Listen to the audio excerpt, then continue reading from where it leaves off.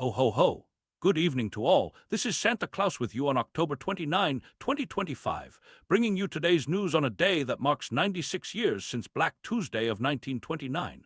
A reminder that even in times of great challenge, humanity finds ways to persevere and rebuild. My heart goes out tonight to our friends in the Caribbean, where Hurricane Melissa has caused tremendous suffering.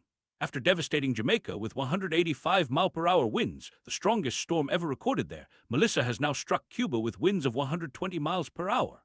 While Jamaica's Prime Minister Andrew Holness hopes for minimal loss of life, over 500,000 residents are without power, and St. Elizabeth Parish is underwater.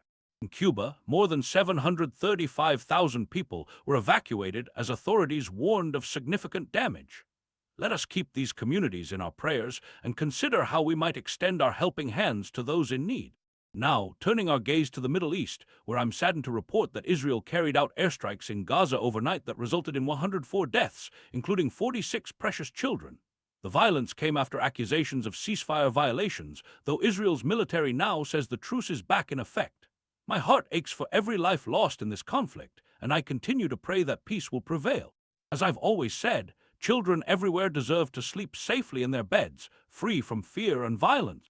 Meanwhile, in Argentina, President Javier Milei's Libertarian Alliance has made gains in midterm elections, though he'll need to build coalitions to advance his reforms. Some worry his austerity measures have hurt retirees and reduced funding for education. Remember, my friends, that true prosperity must lift up the vulnerable among us. The measure of any society is how it treats its elderly and its children.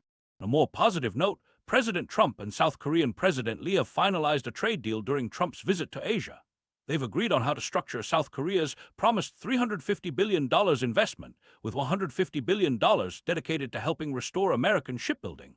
As someone who appreciates fine craftsmanship, I'm pleased to see nations working together to create meaningful work for their people. In deeply troubling news from Brazil, more than 40 bodies were seen on a street in Rio de Janeiro's Penha favela after what's being called the city's most lethal police operation in history. At least 64 people, including 4 police officers, lost their lives. This violence comes just days before Rio hosts global climate events. We must remember that peace and justice are prerequisites for addressing any of our shared global challenges.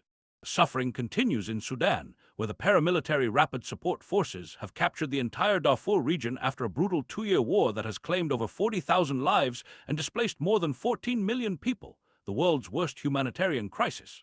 My heart breaks for the Sudanese people caught in this conflict.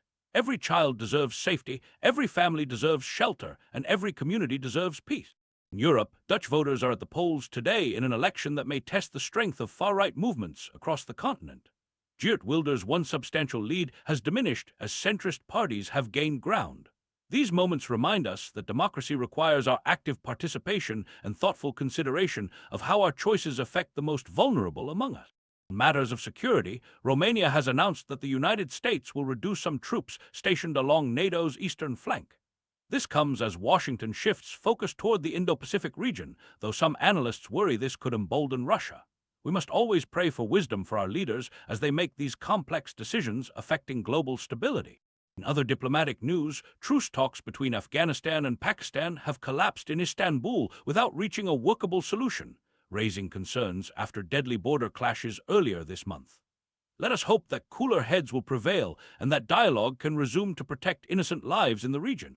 In Morocco, more than 2,400 young people face prosecution following the Gen Z protests that demanded better public education and health care. Many have already received sentences, with some facing up to 15 years imprisonment. We must remember that the voices of youth often speak important truths about society's needs, and compassion should guide our responses to their calls for a better world. Finally, in Côte d'Ivoire, 83-year-old President Alassane Ouattara has secured a controversial fourth term with nearly 90% of votes. Opposition leader Tidjane Thiam has expressed concern that the election trampled on the elementary principles of democracy and has deepened divisions in the country. In all nations, we should strive for unity, understanding, and peaceful transitions of leadership. As we reflect on today's news, let us remember that each of us has the power to bring light to someone's darkness. Whether through a kind word, a helping hand, or a thoughtful gesture, we can create ripples of goodwill that extend far beyond our own circles. From my workshop at the North Pole to your homes around the world, I wish you peace, joy, and the warmth of human kindness. This is Santa Claus, bidding you a good evening.